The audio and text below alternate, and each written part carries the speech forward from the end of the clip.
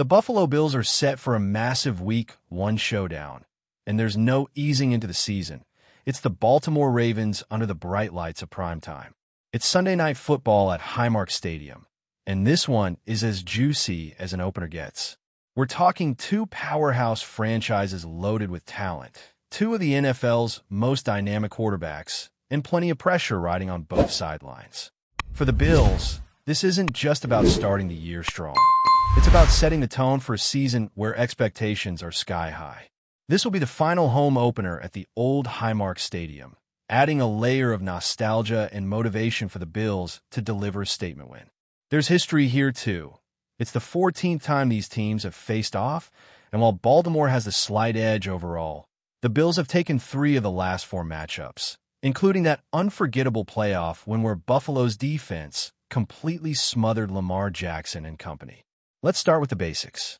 Last season, the Bills went 13-4, claimed another AFC East title, and were the number 2 seed in the playoffs.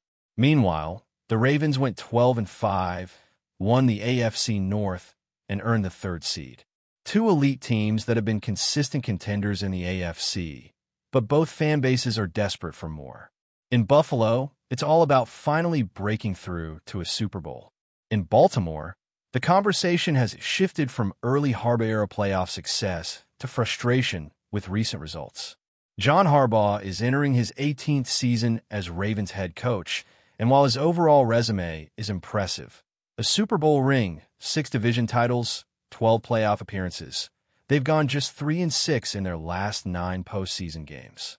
That's a narrative that mirrors the pressure Sean McDermott and the Bills are feeling, although Buffalo has at least won a playoff game every year since 2020.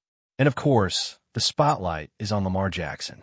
He was spectacular last year, runner-up MVP, nearly flawless passing metrics, and still a nightmare for defenses on the ground. But when it comes to the postseason, he hasn't delivered yet. The Ravens' playoff shortcomings haven't all been on his shoulders, but it's clear that fan frustration is bubbling. It's a fascinating parallel with Josh Allen, who despite criticism has been nothing short of elite in the playoffs. Only the Chiefs can match Buffalo's consistency in postseason wins the last 4 years. But both quarterbacks know the bar is higher now. Regular season fireworks are great, but everyone's waiting to see who can finally knock Kansas City off the throne. As for Lamar's 2024 campaign, he's coming off a monster season. He completed 67% of his passes, averaged over 240 passing yards per game, tossed 41 touchdowns with just 4 picks, and posted a passer rating near 120. That's MVP-caliber stuff, and it doesn't even include his rushing dominance. The advanced stats are just as impressive. Number 1 in EPA per dropback, number 1 in EPA when pressured, number 2 when not pressured, number 4 with play action, number 1 without it, number 1 when throwing quick, number 1 when holding the ball longer. It's almost unfair. There's just one area where the armor shows some cracks, against 5-man pressures and man coverage behind it. He drops to 23rd in EPA per dropback in those situations. And guess what? That's exactly what Buffalo's defense has been trending toward. The Bills have been retooling their defensive identity to become a more aggressive, pressure-heavy, man coverage team. They've added personnel, they've made coaching changes, and all signs point to this being the direction they want to lean into. They showed it in the playoffs. They've shown it in camp and preseason. This isn't just talk, it's part of the plan. But whether they'll be fully operational in Week 1 is another question. The Bills are missing 2 key young defensive investments, first-round corner Maxwell Harris and pass rusher Michael Hoy. That's a hit to their ceiling defensively, but the overall scheme is still expected to be aggressive and designed to make Lamar uncomfortable. If there's a formula to slowing him down, this might be it. Now let's talk about Baltimore's offense beyond Lamar, because this group is stacked and well-coached under Todd Monken. They were the number 3 scoring offense in the league last year, averaging over 30 points per game. First in EPA per play, first in EPA per pass, third in EPA per rush, the most efficient red zone offense, top 3 on third down. You name it, they were dominant. The run-pass balance is nearly even, but it's built around physicality and deception. Play action, misdirection, and explosive talent at every level make them a nightmare to prepare for. And speaking of talent, let's look at their weapons. Zay Flowers is the go-to guy now, and he's a rising star. Quick, shifty, and dangerous with the ball in his hands. He's a threat at every level of the field. Opposite him is Rashad Bateman, a bigger-bodied, savvy route runner with great hands and underrated separation. And then there's DeAndre Hopkins, who might not be vintage D-Hop anymore, but he's still incredibly valuable, especially in scramble drills and off-script moments with Lamar. He doesn't have the speed, but he's got the smarts, the ball skills, and a knack for finding soft spots in coverage. That's a dangerous trio to deal with. At tight end, it's still Mark Andrews, one of the best in the league. He's a matchup nightmare, a chain mover, and he'll be hungry to bounce back after some key mistakes in that playoff loss to the Bills. Behind him, they were hoping Isaiah likely would emerge, but he's dealing with a foot injury and likely won't be ready. That's a big loss. Likely is explosive and has been a hidden gem when healthy. They'll probably roll with Charlie Kolar as TE2, a capable but unspectacular option. And don't forget the fullback, or maybe do, because Patrick Ricard hasn't practiced all week and may also be out. For a team that loves heavy personnel and gap runs, not having Ricard and likely changes the math a bit. In the backfield, there's no mystery. It's Derrick Henry. You know what that means. 6'2", 250 pounds, freakish speed, and somehow still producing at a ridiculous level. He's still a nightmare, especially when paired with Lamar in the backfield. The change of pace guys, Justice Hill and Keaton Mitchell, bring serious juice. Both are sub-4.4 runners who can take it the distance. Mitchell, in particular, is explosive and will be involved if healthy. They'll use him creatively on wheels and sweeps and screens. This is not just a power run game. It's speed, versatility, and constant motion. The offensive line is mostly intact, but does have one notable change. Ronnie Stanley is still manning the left tackle spot, and Tyler Linderbaum is anchoring the middle as one of the best centers in football. But left guard is a new face. Andrew Voorhees, a 7th-round pick in 2023 who missed his rookie year with injury. He's talented, but raw and unproven, and that could be a soft spot the Bills can attack. On the right side, Daniel Falele brings enormous size, literally, but struggles with lateral quickness. Another potential mismatch for Buffalo's quick interior lineman. At right tackle, Roger Rosengarten is a young player with upside, but still developing. In short, this line is solid, but not invincible. The Bills' defensive front, especially inside, should look to exploit those matchups and put Lamar under duress. So what does Buffalo need to do defensively to survive this Ravens attack? First, force greatness. Don't give Lamar or Henry easy yards. Make them earn it. That might sound obvious, but it's easier said than done. You can't be out of position. You can't miss tackles. You can't get fooled by motion. Make them be special, because they are, but don't give them freebies. Second, get Lamar out of rhythm. 5-man pressures, odd mirror looks, disguise coverages, all of it needs to be in play. And don't forget the crowd. Highmark Stadium needs to be deafening. The Ravens are not immune to procedural penalties or mental lapses. Bills Mafia can absolutely influence this game. And third, win the situational battles, third downs, and red zone. Last year, the Ravens were elite in both. The Bills were not. That's a recipe for disaster unless it's corrected immediately. This game could come down to who converts in the red zone and who can get off the field on 3rd and 6. While the spotlight will be firmly on Lamar Jackson, Josh Allen and the Bills' offense will be under just as much pressure to deliver. Not just points, but composure, rhythm, and execution against one of the most complex and aggressive defenses in football. The Baltimore Ravens might have lost some familiar faces on that side of the ball, but what they've built remains physical, fast, and fundamentally disruptive. This isn't just about firepower, it's about handling chaos. And in Week 1, where offensive timing tends to be a little shaky league-wide, that can make all the difference. Zach Orr is calling the shots now in Baltimore. Just 32 years old, stepping into the role after Mike McDonald left for Seattle, or inherits a defense that surged late last season and finished among the league's elite in most major categories. They were ninth in points allowed, top 10 in both passing and rushing efficiency, and completely suffocated opponents when they needed to. That doesn't mean they're perfect, though. Their third down defense was middle of the road, and they were far from unbeatable in the red zone. But what makes this unit dangerous is how many ways they can come after you, how many formations they can throw at you, and how physically they play through all four quarters. Up front, they've got three rock-solid defensive linemen that anchor their odd fronts. Justin Matabike is the star of the group. Versatile, explosive, and a true disruptor. He's not just a run stopper. He creates real pass rush from the interior, and he's coming off a breakout year. Then there's Travis Jones, a young nose tackle with size and power who's growing into his role. He's tough to move and plays with heavy hands.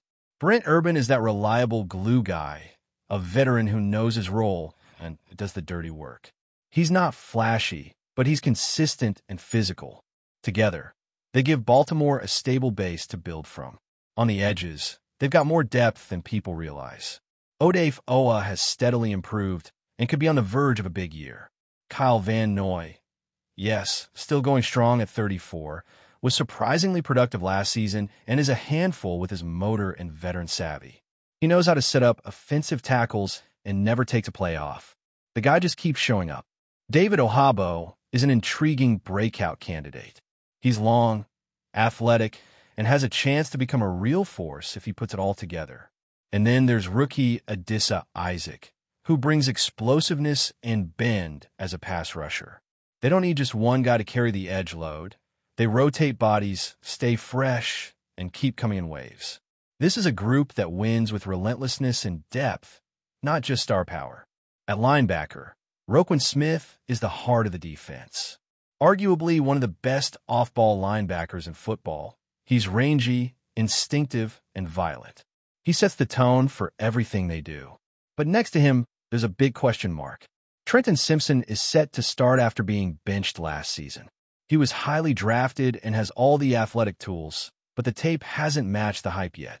And if he struggles again, Baltimore doesn't have a lot of proven depth behind him. This is one of the spots Buffalo should be circling on the game plan. The secondary might be the most interesting part of the Ravens' defense. Not necessarily because of who they are, but because of who they could become. There's a lot of talent, but not a lot of time on task together. Nate Wiggins, a first-round pick, is expected to start right away. He's long, athletic, and has great ball skills, but this will be his first real NFL action, and it's against Josh Allen in prime time. On the opposite side, it might be Jaire Alexander, a former star in Green Bay, now looking to revive his career in Baltimore. Injuries have plagued him, but if he's healthy, he's a problem for any receiver. If he can't go, it'll be Chido Awuzie, another solid veteran who can hold his own. Marlon Humphrey is the glue of the unit. He can play inside or outside. He's physical, smart, and consistent. He'll likely see a lot of Stephon Diggs, and that'll be a battle worth watching. The safeties are headlined by Kyle Hamilton, fresh off becoming the highest-paid safety in NFL history. He's not your typical center fielder. He thrives in the box in coverage against tight ends, and as a blitzer, he's versatile, aggressive, and a true tone setter. Next to him will be rookie Malachi Starks, who's raw but incredibly gifted. He's rangy, instinctive, and has the tools to develop into a real difference maker. But again, it's a first-year player with no real NFL snaps, being thrown into the fire against one of the league's most complex passing games. So what does this all mean for Josh Allen and the Bills? First and foremost, this game is going to demand discipline and patience. This isn't about coming out and trying to drop 45 points. This is about taking what's there, staying ahead of the sticks, and not forcing the issue. Allen has acknowledged the need for maturity. He's had 3 great Week 1 performances and 3 rough ones. The Bills need the composed, in-control version of Allen, not the one who tries to win the MVP on every throw. The Ravens will try to bait him into mistakes, and if you get careless, they'll make you pay. One of the most critical matchups for Buffalo is how they attack Trenton Simpson. He's the weakness in that defense, the unknown quantity, and Buffalo has the tools to exploit him. Whether it's James Cook out of the backfield, Dalton Kincaid over the middle, or even pre-snap motion to create confusion, This is a player they must isolate and go after. If he struggles, Baltimore will be in trouble. Before we dive back in, make sure to hit that subscribe button and give this video a thumbs up. Your support helps us keep delivering the latest Buffalo Bills updates straight to your screen. And hey, don't hold back. Let us know your thoughts on today's news down in the comments. The Buffalo Bills have reportedly shaken the NFL to its core with a move that could redefine speed in professional football. According to inside sources, the Bills have reached an agreement with wide receiver XAVIER, the young, electric talent known for leaving defenders grasping at air.